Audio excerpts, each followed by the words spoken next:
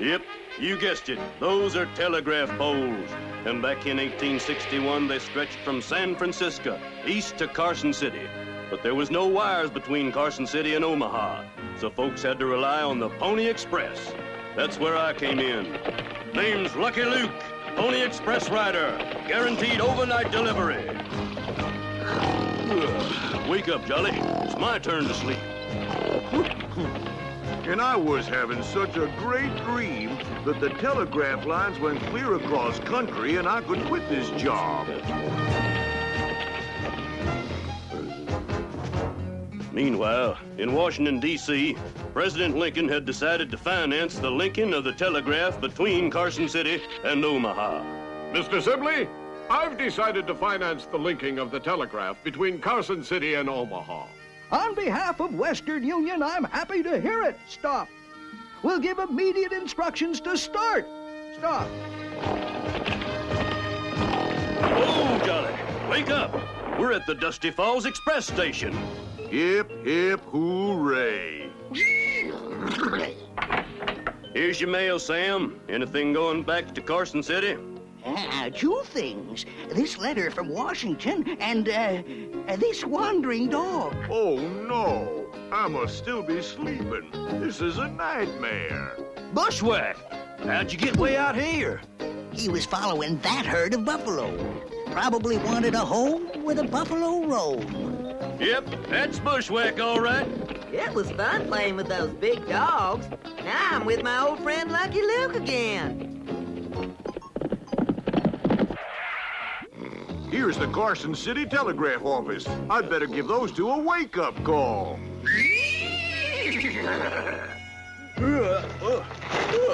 Thanks, Jolly. I needed that. Me too. Lucky Luke with a Pony Express letter for James Gamble, engineer. That's me, Mr. Luke. Yahoo! Good news, partner? For me, yes, but not so good for you, Mr. Luke.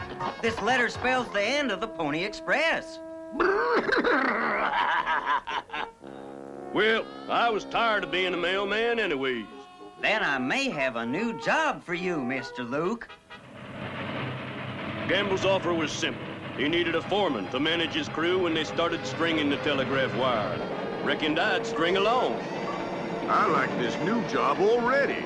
Takes a load off my feet. I'm gonna stay awake for this whole trip. After I take my nap.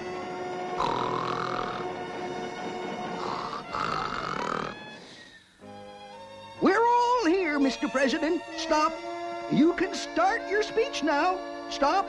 Thank you, Mr. Sibley. Gentlemen, 77 years ago... that has a nice ring to it. Think I'll save it for a more important occasion. Mr. Gamble, you and your crew will start stringing wire from Carson City. Mr. Creighton, you and your crew will start from Omaha, and you will meet in Salt Lake City, Utah. I've picked our national holiday, the 4th of July, as the date to begin. Good luck to all of you. 77 years ago. Before you both start, stop. I'd like to offer $100,000 to the first team to reach Salt Lake City. Stop. Fair enough. Put her there. May the best team win. Shake. Oh, my favorite trick. I guess no one taught that man how to shake. Come on, boy. We got a crew to recruit. As we headed back to Carson City, I had a funny feeling some varmint was gonna go after that $100,000 for himself. I want that $100,000 for myself. I mean, for you and me. Yeah, that's more like it. I didn't come all the way to Omaha for nothing. Now, what's the plan? Simple. You sign up with Gamble's team and make sure they lose. As foreman of Creighton's crew, I'll be in charge of the bonus money. Then you steal it and we split it, right? Right. It's a deal. Unaware of Bradwell's double dealing in Omaha, Gamble and I started hiring a crew in Carson City. I don't know what's in there, but it must be worth lining up for. Soon we had our crew. Among them was Samuel Shoebrand, strong enough to do the work of 2 men. And our chuck wagon cook, Potts, whose flapjacks were often mistaken for the plate they was served on. Ouch! Ooh, who's throwing plates? Then there was Joe the prospector. Digging holes was his whole life. Hey, and what was a frontier team without an Indian guide? Ours was Sparrowhawk, and he could fly when he had to. Yep, this was the crew that would leave for Salt Lake City on July the 4th, 1861. Little did I know there was a traitor among us. Figures. They didn't even give me time to comb my mane. Get a good night's sleep, Luke. Tomorrow we start planting those poles to Salt Lake City. Yep. I'll be a good guard dog and keep an eye on these things. Right after I take my nap.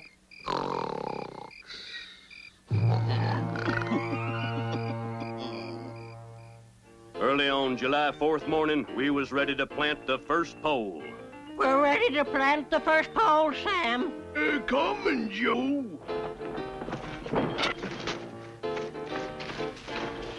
The dawn of a new age, Mr. Luke, and I'll start the first wire eastward. Whoops! Trouble, partner? You said it, Luke. Someone greased the top of the pole. Some varmint greased the tops of all these poles with lard. Lard? Who could have done such a rotten thing? Potts cooks with lard. And his cooking's rotten. All great chefs use lard, and that don't make us traitors. Lard head. Get him! Hold it, gents. Don't get hasty. Luke's right. We've got a job to do. But how can we string wire from greased poles? Reckon I'll give it a whirl. Good throw, Luke. But how'll we nail the wire in place? Reckon I'll take a shot at that, too. Luke? Yep. I just hope I don't run out of bullets before we run out of greased poles. I'll send a message to Carson City, Luke. We'll get you plenty of bullets. How many boxes you want, Mr. Campbell? Eureka! It's working! At least so far. After we took care of the greased poles, we started moving the telegraph across the plains. Some folks found it unusual. Strange fence, eh, Sitting Bird? I'll say, that wire's so high, the cows can walk right underneath. Maybe good for drying clothes. We continued our important telegraph job. Sometimes our crew found stringing wire an uphill struggle, especially when the uphill was the Shoshone Mountains. Hold on, Sam. I'll have this hole dug pronto. Forget the pronto. This mountain's solid rock. Ain't you taking a bit of a gamble? This pole seems a mite shaky. Nonsense, Luke. Told you there'd be no problem. This pole is in solid as... But Gamble was not a man to let a little mountain get in his way, and we got the wire over it somehow. But there was other problems, like soft ground, heavy winds, busy beavers,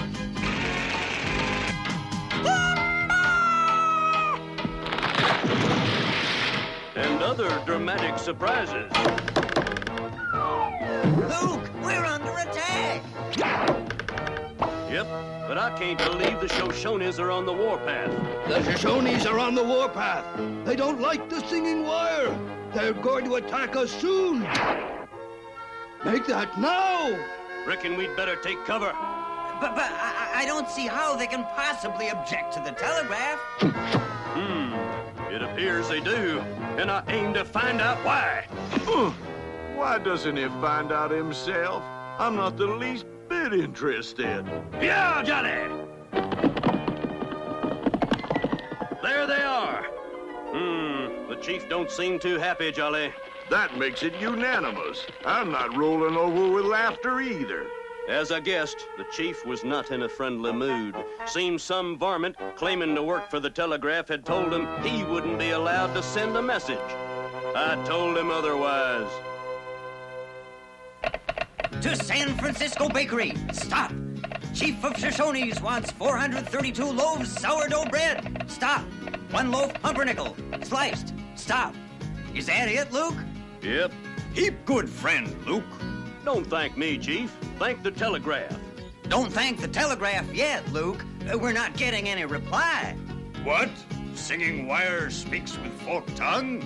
That mean no sourdough. And no pumpernickel. Easy, partners. It means a wire's down. And I've a hunch it's no accident. It's no accident, Luke. This wire's been cut. Yep, reckon my hunch was right. The traitor's definitely one of our crew.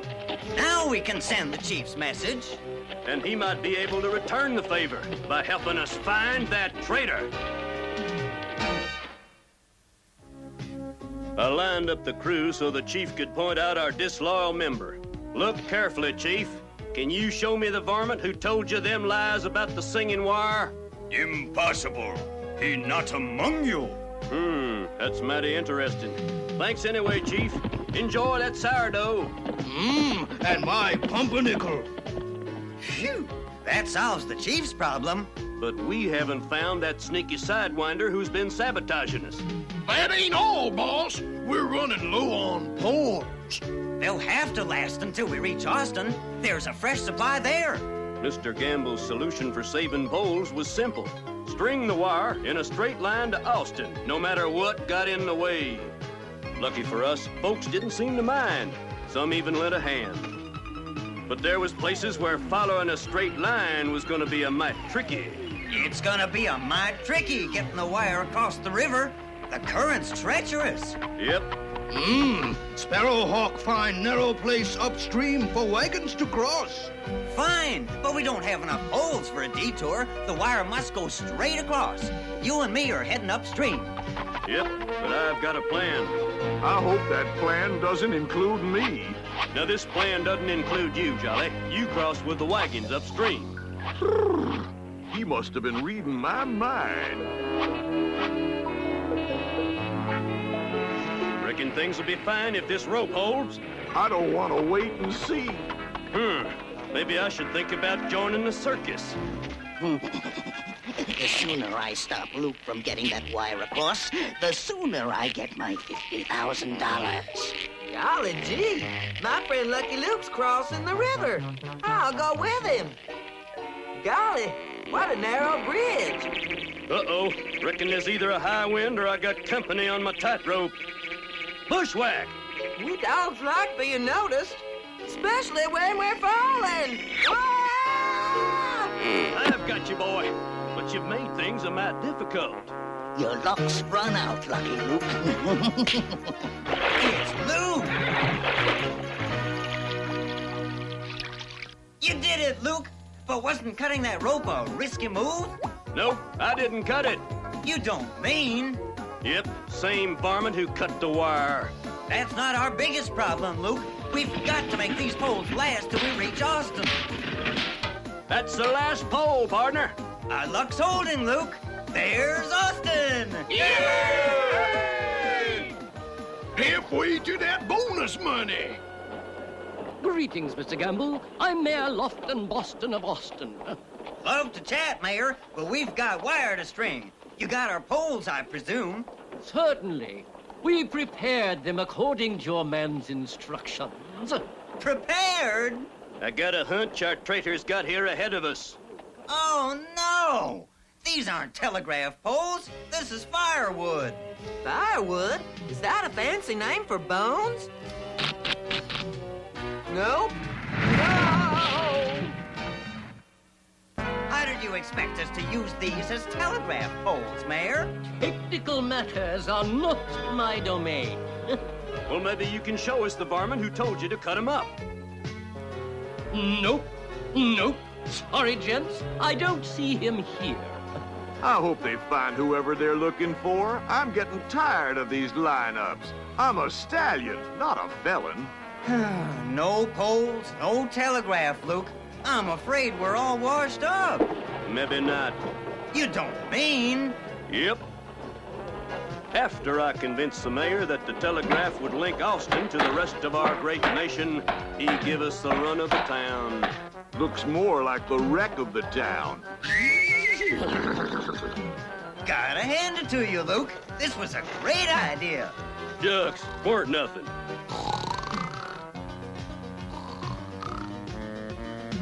Amazing! The impact of the telegraph has already changed the face of Austin. Congratulations, Luke. Thanks, Mayor. We couldn't have continued without your town's support. Yeah, all of it. Because of Austin's generosity, the Singing Wire continued on towards Salt Lake City, with a little help from Mother Nature, until we could pick up a new supply of poles. But the tension of the trip was taking its toll.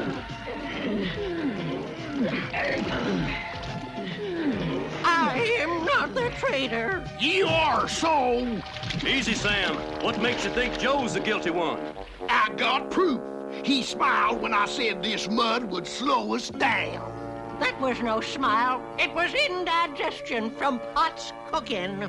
Now, I reckon you owe Joe an apology. Sorry, partner. Oh, no. That nice man's in danger. We dogs are trained to rescue. Poor doggy. Let me help you out. Hey, who's rescuing who? Give me another chance. I'll get it right. As I was saying, tempers was running high. I knew it. Come here, everybody. Potts is the traitor. Well, partner, how do you explain your chopping up our pole? I ran out of wood for my cook stove. You men want cold beans and raw bacon? Well, why didn't you say so? Give me that. I'll finish chopping it up for you. Me too. Raw bacon ain't bad, but I can't stand cold beans. Now, wait a minute, boys. I don't hanker to shave with cold water, but I'm a-doing it. It's a good thing Indians don't need to shave. You're lucky. Wrong. Me Sparrowhawk. You lucky. As we moved eastward, the hot tempers cooled. But the temperature didn't, because we had finally reached the Great Salt Desert. We should make it, Luke, as long as our water holds out. I guarantee nothing's gonna happen to this water, Luke. I'm a-counting on you, Potts. Hope he's better at gardening than he is at cooking. What happened? I'll wager them axles was sawed. Tarnation! This axle's been sawed! We can't let that stop us, Luke. Men, load those logs in another wagon. Not you, Potts. You're supposed to be guarding the... Want a wager that was the water wagon? The water wagon! I told you. I better wash up fast. Don't get many showers in the desert. The traitor strikes again. Yep, he's a sly one. Distracted us with broken axles while he blew up the water wagon. You're a traitor, Potts. Uh-oh. I knew it the first time I tasted your biscuits. Then why'd you want seconds? Stand back, coyote, or I'll... I don't aim to waste another bullet on you, boys. Time will tell if Potts is the guilty one. Luke, we've only got one barrel of water to get us across this desert. Yep, and this time I'm guarding it. Ah, some guard. After I empty this barrel, Gamble's crew will never make it to Salt Lake City. Huh? It's empty. Not quite, Sparrowhawk, and you're no Indian. How did you know it was me, Cowpoke? Well, since there was no water, I figured Indian guides wouldn't be needing a shave anyhow, and a quick change into a telegraph crewman let you sabotage us everywhere you went. And no one would have ever known if it wasn't for your meddling. Said I wasn't going to waste any more lead, but in your case, I'll make an exception. With the traitor off our backs, all I've had to worry about was making our water last. And I did. That's it? Nope. You can have another spoonful tomorrow. Well, jolly old friend, this time we might not make it.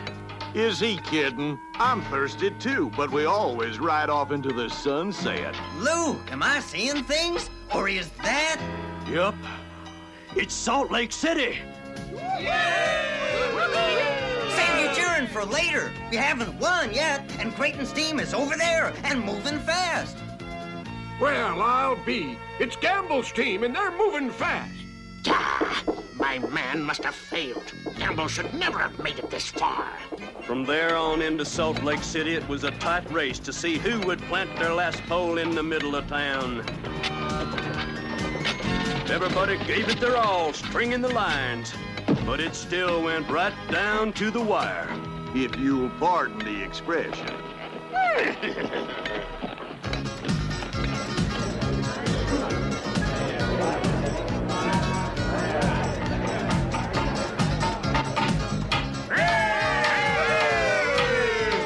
Your crew won fair and square, Gamble. Put it there. Mr. Gamble, your crew has won our thanks. Stop. And the $100,000 bonus. Stop. Well, I'm not gonna stop till I get that money. Aha! What luck! It's you. Come on, partner. We can still steal that bonus and split it. No. Lucky Luke! Yep, I reckon my outfit would flush out the varmint behind all this. You'll never catch me, Luke! Reckon I don't have to. What do I do with him now, Luke? I suggest you test out the singing wire. Notify the prison to pick up 2 sidewinders and their missing guard dog. We couldn't have won this bonus without you, Luke. Here's your share. Luke, where are you? Where'd he go? Luke! Lucky Luke! I'm a poor, lonesome cowboy. I'm a long, long way from home. And this poor, lonesome cowboy has got a long, long